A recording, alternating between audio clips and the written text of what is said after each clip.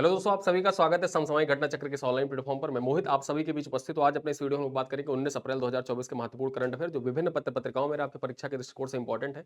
यहां पर देखा जाए तो डेली शाम को 7:30 बजे वीडियो लेकर आते हैं आपके समक्ष, और Dainik Jagran, the Hindu, India Express, DD news, PIB, ANI में रहे महत्वपूर्ण खबरों पर अपने इस वीडियो में लोग चर्चा करते हैं। डेली शाम को 7:30 बजे वीडियो आपको मिल जाता है। और बेसिकली ये क्लास जो है आरओ पर फोकस है। इसके साथ साथ में फोकस का मतलब ये नहीं होता है कि अन्य परीक्षाओं के लिए उपयोगी नहीं है। ये क्लास जितनी आरओ के लिए इंपॉर्टेंट है उतनी ही important UP PCS, Jharkhand PCS, Uttarakhand PCS, Bihar PCS, Chhattisgarh PCS, उसके बाद में Madhya Pradesh PCS, Rajasthan PCS, Uttarakhand PCS, Haryana PCS, UP triple SC, UPSI, अन्य एक दिवसीय परीक्षाएं, बैंक, एसएससी, रेलवे, सभी एग्जामों के लिए बहुत महत्वपूर्ण वीडियो है। डेली जो न्यूज़पेपर की खबरें होती हैं उन खबरों को हम अपनी इस वीडियो में चर्चा करते हैं। मैं आपको पहले ही बताता हूं कि जब भी आप टॉपर्स से किसी से बात करेंगे, टॉपर्स हमेशा आपको रिकमेंड करता है कि आप दो सोर्स फॉलो करिए, दो सोर्स फॉलो करिए। दो सोर्स से आपके करंट अफेयर अच्छे से तैयार हो जाते हैं, क्योंकि एक सोर्स पर हो सकता है कोई खबर छूट जाए। जब आप दो सोर्स फॉलो करते हैं तो दो सोर्स में क्या होता है कि दोनों सोर्स में कुछ खबरें ऐसी होती है जो एक से छूटा तो दूसरे से कवर हो गया, और दोनों जब कवर हो जाते हैं तो अच्छा खासा कॉन्फिडेंस आपको आ जाता है।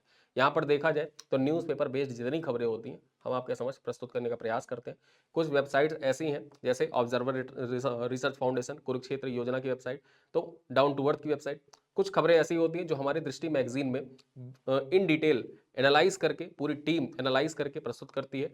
वीडियोस हम लेकर आते हैं एनालाइज करने के लिए। जो एनालाइज्ड वीडियो होते हैं या एनालाइज्ड जो कंटेंट होता है वो सारी दृष्टि मैगजीन में उपलब्ध है। ठीक है, तो ये दोनों कंटेंट अगर आप मिला के पढ़ लेते हैं तो करंट अफेयर में आप मान के चलिए यकीनन अगर जो 30 प्रश्न आते हैं तो 28 और 27 प्रश्न के आप पूरे पूरे हकदार हैं। 29 प्रश्न के भी हकदार हैं कि 29 प्रश्न आपके सही होंगे। ठीक है, तो कॉन्फिडेंस बूस्ट करने के लिए आप हमारे इस वीडियो चैनल को डेली फॉलो कर सकते हैं, और इसका पीडीएफ पीपीटी प्राप्त करने के लिए आप हमारा जो मंथली पैकेज उसको ज्वाइन कर सकते हैं। इसी वीडियो के डिस्क्रिप्शन में जब आप जाएंगे या कमेंट बॉक्स में जाएंगे तो वहां पर आपको पिन कमेंट मिल जाएगा। पिन कमेंट में आपको इस वीडियो का जो पीडीएफ पीपीटी प्राप्त करने का तरीका है वो सब कुछ बता दिया जाएगा। अगर वहां से आप नहीं ज्वाइन कर पाते हैं तो मैं आपको दिखा देता हूं कैसे आपको ज्वाइन करना है।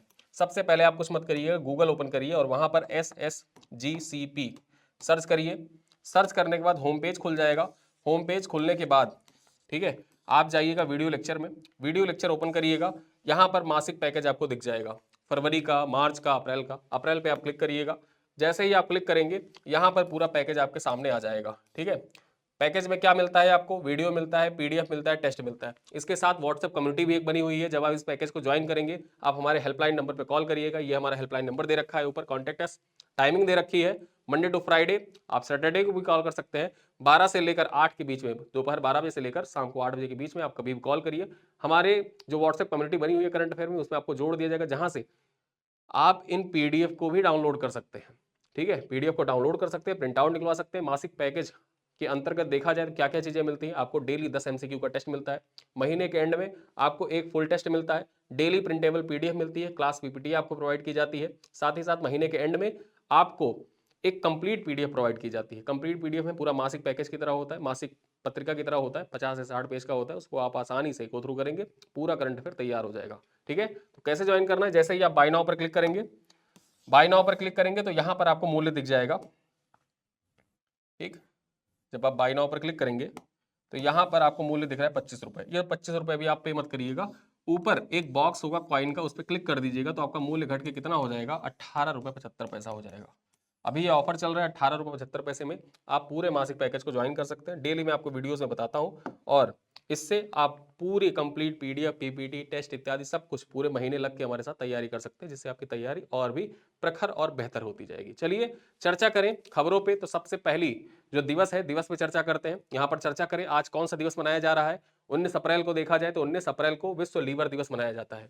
लोगों के बीच लीवर के हेल्थ के प्रति जागरूकता बढ़ाने के उद्देश्य से 1996 में European association for the study of the liver, ठीक है, विश्व लीवर दिवस मनाने की घोषणा की थी इसने। ठीक, आगे हम चर्चा करें। इसी क्रम में साल 1996 से हर साल 19 अप्रैल को विश्व लीवर दिवस के रूप में मनाया जाता है। यह दिन लीवर के रोगों के बारे में लोगों को जागरूक करने और उनके स्वास्थ्य को बढ़ाने के लिए मनाया जाता है। थीम क्या है इस बार का जो लीवर दिवस है, वर्ल्ड लीवर डे है? Food is medicine. क्या है theme? Food is medicine theme है। थीम याद रखिएगा, परीक्षा के दृष्टिकोण से मोस्ट इंपॉर्टेंट है। आगे देखें अगली खबर क्या है।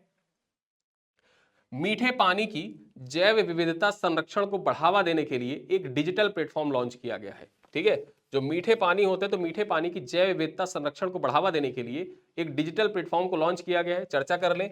केंद्रीय जल शक्ति मंत्री CR पाटिल ने 17 अप्रैल को नई दिल्ली में मीठे पानी की जैव विविधता संरक्षण को बढ़ावा देने के लिए एक डिजिटल प्लेटफॉर्म को लॉन्च किया है।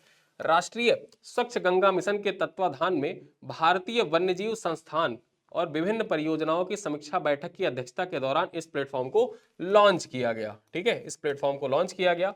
यह प्लेटफॉर्म पारिस्थितिकी अंतर्दृष्टि और संरक्षण केस स्टडी की पेशकश करने वाला एक व्यापक डिजिटल हब के रूप में काम करेगा।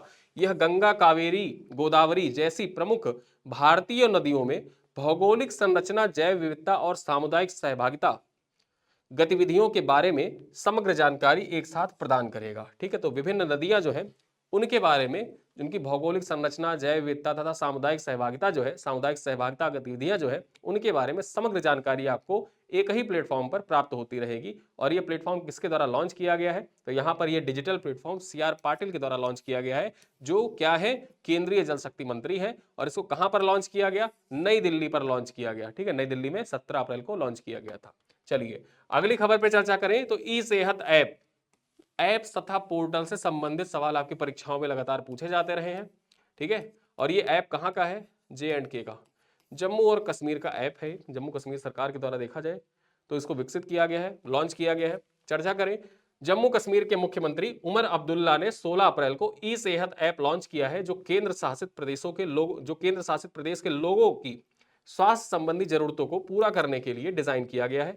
एक व्यापक वन स्टॉप डिजिटल समाधान है। ये जो ई सेहत ऐप है, बेसिकली देखा जाए तो एक व्यापक वन स्टॉप डिजिटल सोल्यूशन के रूप में ये कार्य करेगा। ई सेहत ऐप किसके द्वारा लॉन्च किया गया है? उमर अब्दुल्ला के द्वारा लॉन्च किया गया है। ठीक है, और ये किस केंद्र शासित प्रदेश से संबंधित, या उमर अब्दुल्ला का नाम न देके सीधे सीधे पूछे कि किस केंद्र शासित प्रदेश के द्वारा ई सेहत ऐप लॉन्च किया गया है? जम्मू कश्मीर के द्वारा लॉन्च किया गया है।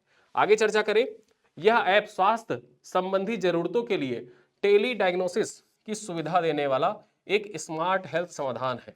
ठीक है, जो टेली डायग्नोसिस होता है, आप कॉल पे बात कर सकते हैं डायग्नोसिस के लिए। ठीक है, तो ऐसी सुविधा प्रदान करता है ई सेहत ऐप। किसके द्वारा लॉन्च किया गया है? उमर अब्दुल्ला के द्वारा जम्मू कश्मीर में 16 अप्रैल को ई सेहत ऐप लॉन्च किया गया है। चलिए अगली खबर पर चर्चा करें। एक किताब है, बुक है, और बुक्स आपकी परीक्षाओं के लिए इंपॉर्टेंट होते हैं।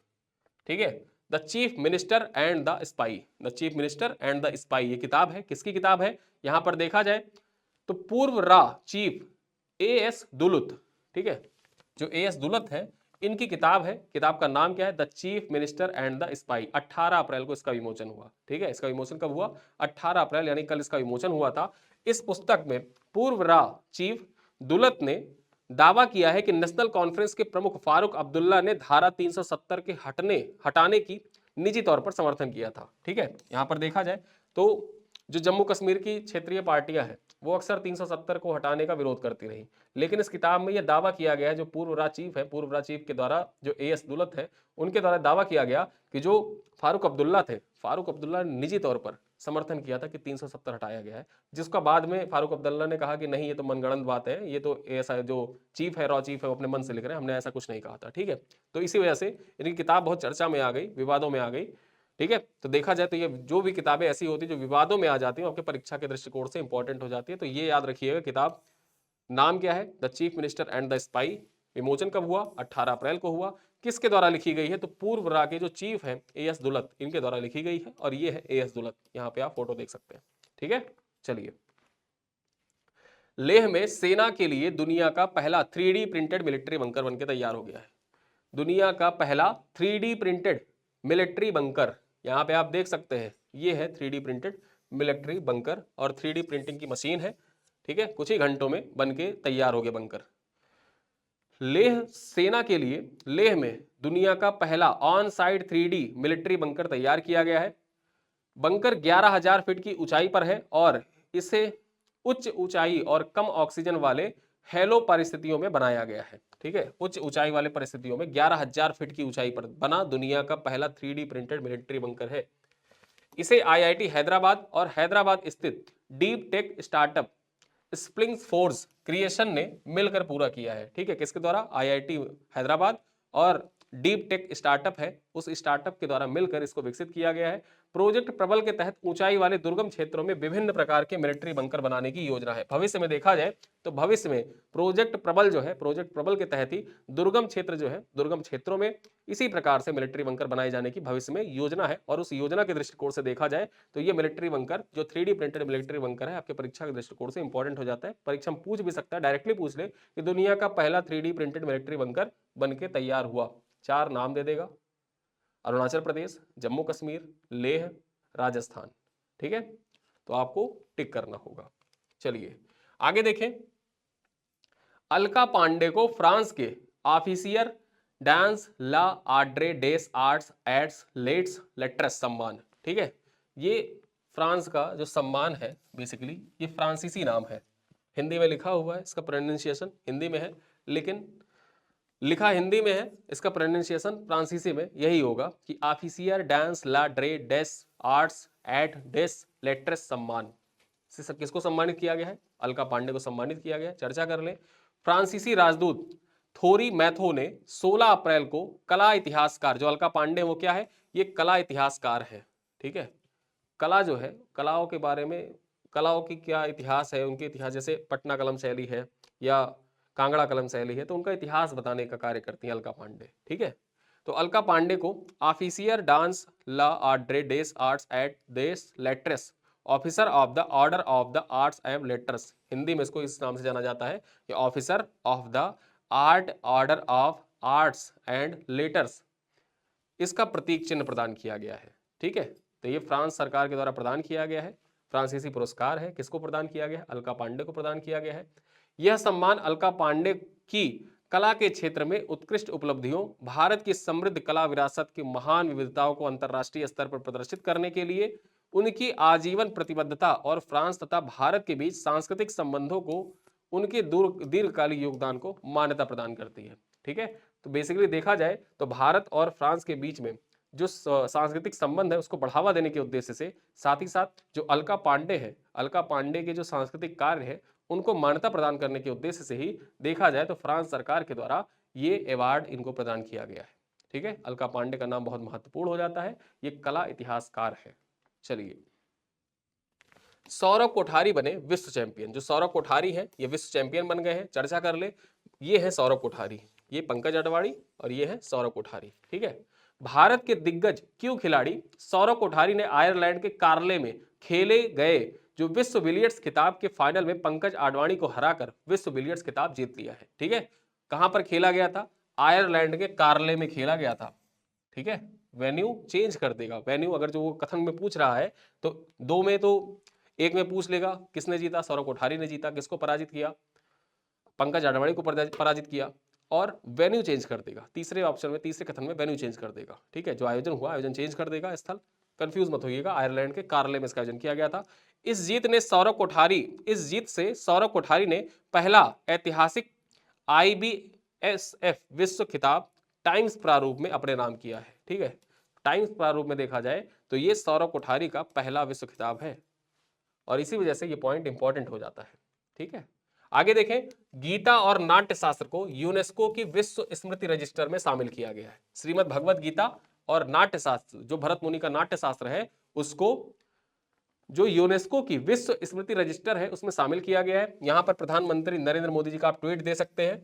श्रीमद् भगवत गीता और भरत मुनि के नाट्य शास्त्र को यूनेस्को के memory of the world register में शामिल किया गया है। इस ऐतिहासिक उपलब्धि के साथ UNESCO memory of the world register में अब कुल 14 भारतीय ग्रंथ शामिल हो गए हैं। वर्तमान में देखा जाए तो कितने भारतीय ग्रंथ शामिल है? 14 भारतीय ग्रंथ जो है वो सम्मिलित है किसमें? यूनेस्को के जो memory of the world register है उसमें। ठीक है, परीक्षा में आपसे पूछ सकता है। अभी किसको शामिल किया गया है? श्रीमद् भगवत गीता को और भरत मुनि के नाट्य शास्त्र को शामिल किया गया है। पहले कितने शामिल थे? 12 शामिल थे, 2 और हो गए, 14 हो गए टोटल। चलिए, उत्कृष्ट मूल्यों वाली दस्तावेजी विरासत को संरक्षित करने की यह एक वैश्विक पहल है। यह पहल उन महत्वपूर्ण ऐतिहासिक ग्रंथों, पांडुलिपियों और दस्तावेजों को मान्यता देती है जिन्होंने सदियों से समाज में प्रभावित किया, जिन्होंने सदियों से समाज में परिवर्तन लाने का कार्य किया है। उन सभी पांडुलिपियों को, ग्रंथों को जो memory of the world register होता है इसमें यूनेस्को के द्वारा शामिल किया जाता है। 2 को शामिल किया गया है, भरत मुनि के नाट्य शास्त्र और श्रीमद् भगवत गीता को। चलिए आगे हम बात करें, कानपुर में बनने लगा 80 किलो ऑक्सीजन का लैस पैरासूट। ठीक है, 80 किलो ऑक्सीजन से लैस पैरासूट जो है ये कानपुर में बनना स्टार्ट हो गया है। यहां पर चर्चा कर लें, उत्तर प्रदेश कानपुर में ऑर्डिनेंस पैरासूट फैक्ट्री में ऑक्सीजन सिलेंडर से युक्त नया मिलिट्री कॉम्बैट पैरासूट तैयार करने की प्रक्रिया शुरू कर दी है, जिससे पैरा ट्रूपर्स 30,000 फीट की ऊंचाई से सुरक्षित और सटीक लैंडिंग कर सकेंगे। यहां पर देखा जाए तो 80 किलो ऑक्सीजन से लैस पैरासूट का निर्माण उत्तर प्रदेश में जो कानपुर ऑर्डिनेंस फैक्ट्री है वहां पर स्टार्ट कर दिया गया उसका निर्माण। ठीक है, आगे चर्चा करें, यह सिस्टम 80 किलो ऑक्सीजन सिलेंडर से लैस होगा, जिससे पैरा ट्रूपर्स को 45 मिनट से 1 घंटे तक सांस लेने में मदद मिलेगी। यानी कि 30,000 फीट की ऊंचाई से भी अगर कोई कूदता है पैरा ट्रूपर्स तो उसको लगभग 40 से 45 मिनट लगते हैं धरती पर आते आते। ठीक है, और 40 से 45 मिनट तक वो सांस आराम से लेता रहेगा, 80 किलो का सिलेंडर उसके पास होगा। देखा जाए डीआरडीओ की आगरा स्थित एडीआरईडी के लिए प्रोटोटाइप तैयार किया जा रहा है। ठीक है, जो आगरा स्थित एडीआरईडी है उसके लिए प्रोटोटाइप तैयार किया जा रहा है यहाँ पर, और यह सिस्टम भारतीय सेना की क्षमता को और मजबूत करेगा, जिससे पैरा ट्रूपर्स की सुरक्षा और मिशन की सफलता में महत्वपूर्ण योगदान मिलेगा। ठीक है, तो ये यूपी स्पेशल के दृष्टिकोण से इंपॉर्टेंट है। उत्तर प्रदेश में जो रक्षा क्षेत्र है, रक्षा निर्माण क्षेत्र, ठीक है, में उत्तर प्रदेश देखा जाए धीरे धीरे धीरे ग्रो कर रहा है। जिस प्रकार से हैदराबाद इत्यादि ग्रो किए हुए हैं पहले से, उसी दिशा में देखा जाए तो उत्तर प्रदेश भी रक्षा निर्माण क्षेत्र में धीरे धीरे ग्रो कर रहा है। इस दृष्टिकोण से ये पॉइंट इंपॉर्टेंट हो जाता है। आगे देखें, उत्तर प्रदेश में इको टूरिज्म को बढ़ावा, उत्तर प्रदेश में इको टूरिज्म को बढ़ावा देने के लिए क्या किया जा रहा है देखते हैं। UP eco tourism development board पूरे उत्तर प्रदेश में इको टूरिज्म को मजबूत करने के लिए एक व्यापक कार्य योजना शुरू करने जा रही है। यहां पर देखा जाए तो इस पहल के तहत परियोजनाओं को लागू करने, जागरूकता बढ़ाने, स्थानीय समुदायों को प्रशिक्षित करने और पर्यावरण के अनुकूल स्थलों को बढ़ावा देने के लिए 18 इको टूरिज्म फेलो और एक कार्यक्रम समन्वयक नियुक्त किया जाएगा। ठीक है, यहां पर देखा जाए जो इको टूरिज्म है उसको बढ़ावा देने के लिए उत्तर प्रदेश में 18 इको टूरिज्म फेलो और एक कार्य समन्वयक की नियुक्ति की जाएगी। इन प्रयासों का उद्देश्य स्थायी पर्यटन को बढ़ावा देना है, प्राकृतिक संसाधनों की रक्षा करना और आर्थिक विकास को बढ़ावा देना है। और ये पॉइंट आपके परीक्षा के दृष्टिकोण से जीएस पेपर 6 के लिए इंपॉर्टेंट हो जाता है। ठीक है, पर्यटन क्षेत्र से संबंधित सवाल आपके जीएस पेपर 6 में पूछे जाते हैं और वहां पर आप इसको as a case study mention कर सकते हैं। सरकारी और गैर सरकारी निकायों के साथ सहयोग करते हुए टीम उत्तर प्रदेश में समृद्ध जैव विविधता और सांस्कृतिक विरासत के समर्थन करने के लिए डाटा संचालित परियोजना निगरानी और बेहतर बुनियादी ढांचों को सुनिश्चित करेगी। जो ये टीम बनाई गई है 18 इको टूरिज्म फेलो की और एक कार्य समन्वयक की, ये टीम क्या करेगी, ये समृद्ध उत्तर प्रदेश की जो समृद्ध जैव विविधता है, साथ ही साथ जो सांस्कृतिक विरासत है, इस सांस्कृतिक विरासत को प्रदर्शित करने के लिए डाटा संचालित परियोजनाओं की निगरानी भी करेगा और बेहतर बुनियादी ढांचा विकास करने में सहयोग भी करेगा, जिससे जो इको टूरिज्म है उत्तर प्रदेश में उसको बढ़ावा दिया जा सके। आगे देखें, यमुना सिटी में अब 500 एकड़ में बनेगा मेडिकल डिवाइस पार्क। ठीक है, यमुना सिटी में 500 एकड़ में मेडिकल डिवाइस पार्क बनाया जाएगा। उत्तर प्रदेश सरकार ने यमुना एक्सप्रेसवे औद्योगिक विकास प्राधिकरण यीडा में मेडिकल डिवाइस पार्क का विस्तार अब लगभग 500 एकड़ तक किया जा रहा है, जिससे यह देश का एक प्रमुख हेल्थ केयर हब बनने की ओर अग्रसर है। उत्तर प्रदेश को हेल्थ केयर हब के रूप में विकसित किया जा रहा है और उस हेल्थ केयर हब के रूप में विकसित करने की दिशा में देखा जाए तो ये मेडिकल डिवाइस पार्क आपके परीक्षा के दृष्टिकोण से बहुत महत्वपूर्ण हो जाता है। ये कहां पर स्थापित किया जाएगा, तो जो यमुना सिटी है उसी यमुना सिटी में इसका स्थापना किया जाएगा। यमुना सिटी मतलब उत्तर प्रदेश सरकार के द्वारा यमुना एक्सप्रेसवे औद्योगिक विकास प्राधिकरण, जिसको अब यीडा के नाम से जानते हैं, यीडा में यह मेडिकल डिवाइस पार्क बनाया जाएगा।